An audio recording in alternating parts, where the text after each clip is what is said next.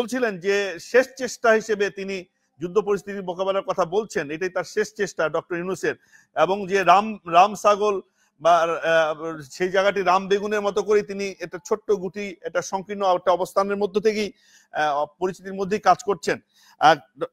সোহেল সামাদ বাচ্চু, আপনি কি বলবেন যে আসলে সরকার কি তার মোটিভ থেকে দূরে সরে যাচ্ছে নির্বাচন বা সংস্কারের জায়গা থেকে? ধন্যবাদ বিজ্ঞ আলোচকদের। যে আসলে যুদ্ধ পরিস্থিতি, আমি বলবো একটা যুদ্ধ পরিস্থিতির মধ্য থেকেই বাংলাদেশ যাচ্ছে। আর এটা আমি এ কারণেই বলবো যে বিগত 16টা বছর একক শাসন ব্যবস্থার মধ্য থেকে বাংলাদেশ গিয়েছে, এবং সেখানে বাংলাদেশের প্রত্যেকটা ডিপার্টমেন্ট খুব ভালোভাবে দূষিত হয়েছে এবং ব্যাপকভাবে আক্রান্ত হয়েছে। এখানে কোনো সন্দেহের অবকাশ নেই। এখন সেই পরিস্থিতিতে আমাদের দেশ যখন ছিল, সেখান থেকে ছাত্র জনতার, আমি ছাত্রদের পাশাপাশি জনতাটাও বলতে চাই, ছাত্র জনতার যে উন্মুক্ত স্বাধীন মনোভাব থেকে বা স্বাধীনতার কামনা থেকে, বাসনা থেকে যে একটি গণ অভ্যুত্থান হয়েছে, সেই অভ্যুত্থানে এই 16 বছর ধরে চালিয়ে যাওয়া এই স্বৈর শাসনের পতন হয়েছে। আর তার বিনিময়ে যে স্বাধীন বাংলাদেশ বা মুক্ত বাংলাদেশ নামে যে আমরা পরবর্তী 5ই আগস্ট পরবর্তী যে বাংলাদেশটা পেয়েছি, সেই বাংলাদেশটা খুবই একটি নাজুক পরিস্থিতির বাংলাদেশ হয়ে দাঁড়িয়েছে। কারণ আওয়ামী লীগ নামের যে ক্যান্সার বলতে পারেন, বা আপনি বলতে পারেন যে যে একটা ব্যাধি যেটা সমগ্র অস্তিত্ব জুড়ে বাংলাদেশকে গ্রাস করে নিয়েছিল, একটি একক দলের শাসন ব্যবস্থা যেখানে গণতন্ত্রের ছিটে ফোটাও ছিল না, সেখানে যখন আপনি সেই অবস্থা থেকে মুক্তি পেয়েছেন, সেই আওয়ামী লীগের শাসন ব্যবস্থা থেকে মুক্তি পেয়েছেন, স্বভাবতই বাংলাদেশের সর্বস্তরেই তার প্রভাবটা পড়েছে। এখন বিষয়টা হচ্ছে যে হ্যাঁ, এটা নিঃসন্দেহে একটি যুদ্ধ অবস্থা।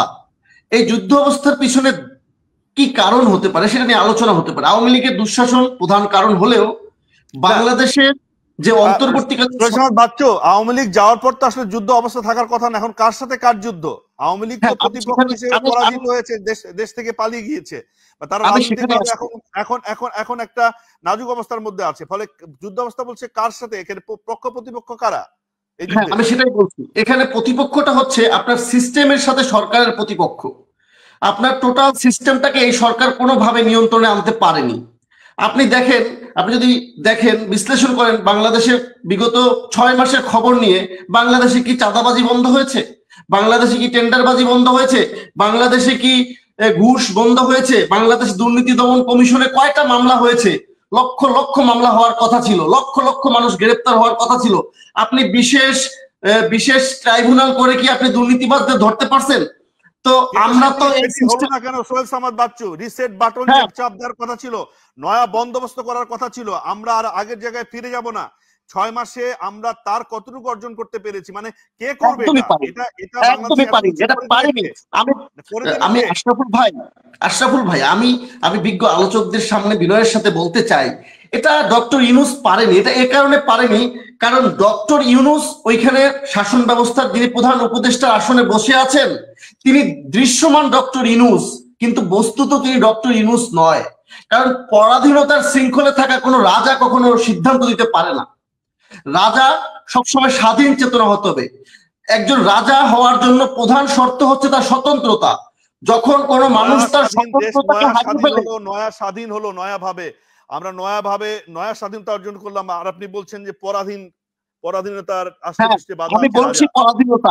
আমি বলছি ডক্টর ইউনূসের পরাধীনতা। তার পরাধীনতার শৃঙ্খল হচ্ছে ছাত্রদের দ্বারা প্রভাবিত হইতে পারে, বাহিরের কোনো চাপ দ্বারা প্রভাবিত হইতে পারে, অদৃশ্য কোনো চাপ দ্বারা প্রভাবিত হইতে পারে।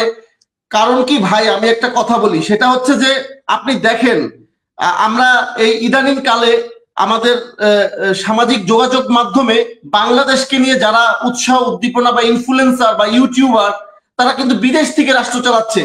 এখন তারা কিন্তু উপদেষ্টাও হইতে চাচ্ছে, এগুলো কিন্তু দৃশ্যমান।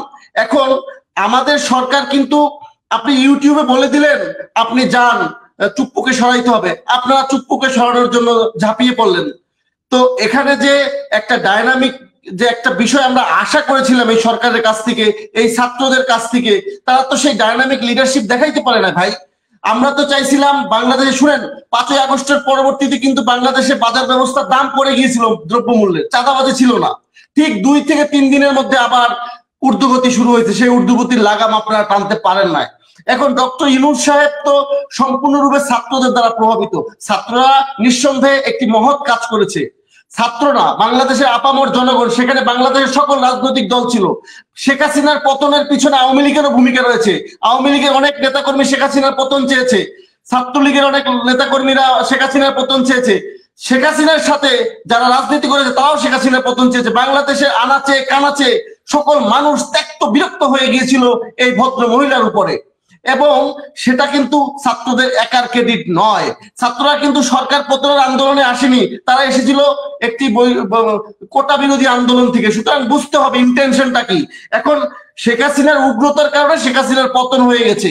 এখন আমরা বাহবা দিতে রাজি আছি সেই সকল শহীদদের, যারা এই ত্যাগের পিছনে বা এই স্বৈরাচারের পতনের পিছনে আত্মত্যাগ করেছে, জীবন দিয়েছে, অঙ্গহানি করেছে, তাদের প্রতি বিনম্র শ্রদ্ধা, কৃতজ্ঞতা। এবং যারা নেতৃত্ব দিয়েছে, সমন্বয়ক, তাদের প্রতিও আমাদের যথেষ্ট শ্রদ্ধা রয়েছে। কিন্তু বিষয়টা হয়েছে যে তারা কি রাষ্ট্র চালানোর মতো ক্যাপাসিটি তাদেরকে রয়েছে, তারা কি মূল্যায়ন করেছে? আমি একটা কথা বলি, এইখানে আমার শ্রদ্ধেয় কলিমুল্লাহ স্যার রয়েছেন, আমি তো মনে করি ওনার মধ্যে যে যোগ্যতাটা রয়েছে, ওনার এখানে উপদেষ্টা মন্ডলীতে জায়গা দরকার ছিল। কারণ আমি এটা বললাম এই কারণে যে আমাদের মতো সাধারণ মানুষ যেখানে ক্যাপাবিলিটি জাজমেন্ট করতে পারে, সেখানে যারা এই সমস্ত ডাইপার পরা লোকজন নিয়ে আসছে, এইখানে আপনি লাল গালিচা মিশিয়ে মলমূত্র যেখান থেকে প্রবাহিত সে সমস্ত খালের পাশে আপনারা যাচ্ছেন, তাদের চলাফেরার মধ্যে যে দাম্ভিকতা, এবং আমাদের ছাত্ররা রাস্তার মধ্যে চিকিৎসার জন্য আন্দোলন করতেছে, ন্যূনতম লজ্জাবোধ থাকলে তারা এটাকে সার্ভাইভ করতে পারে না, এটাকে কন্টিনিউ করতে পারে না। They have no rights to continue any more. এই সরকার এক মুহূর্তের জন্য যদি ন্যূনতম লজ্জাবোধ থেকে থাকে, তাহলে তাদের রান করার কোনো যৌক্তিকতা নাই, কোন রকম অধিকার নেই। তাদের যেটা উচিত সেটা হচ্ছে বিনয়ের সাথে এই ছাত্রদের ত্যাগকে সমুন্নত রাখার জন্য নতুন করে যোগ্য যে সমস্ত লোক রয়েছে তাদেরকে নিয়ে একটি সরকার গঠন করা। সেই সরকারটা অবশ্যই অন্তর্বর্তীকালীন সরকার। আমি বলতে চাচ্ছি উপদেষ্টা মন্ডলীর মধ্যে কিছু সংযোজন বিয়োজন অনিবার্য হয়ে দাঁড়িয়েছে। ইভেন ডক্টর ইউনূস সাহেব এই যে আপনার ফিনান্সিয়াল টাইমে যে বক্তব্য দিয়েছে, তিনি ডক্টর ইউনূস শুধু ডক্টর ইউনূস না, ডক্টর ইউনূস বাংলাদেশের 20 কোটি মানুষের স্বপ্ন হয়ে দাঁড়িয়েছিল। কিন্তু তিনি সেটাকে ধূলিসাৎ করে দিয়েছেন। কারণ তিনি তো শুধু ছাত্রদের অভিভাবক নয়, তিনি বাংলাদেশের আপামর 20 কোটি মানুষের অভিভাবক। তিনি আওয়ামী লীগের সহকারে, জামাত সহকারে সকল রাজনৈতিক দলের অভিভাবক। কিন্তু তিনি যখন পক্ষপাতিত্বের কথা টানে, তখন স্বভাবতই অন্যান্য সকল রাজনৈতিক দলগুলো বিহ্বল হবে, রাজনৈতিক দলগুলো আশাহত হবে। এটা খুবই স্বাভাবিক। তবে এটা কোনো বিচক্ষণ রাজনীতির অংশ বলে আমি মনে করি না আমার সামান্য জ্ঞানে।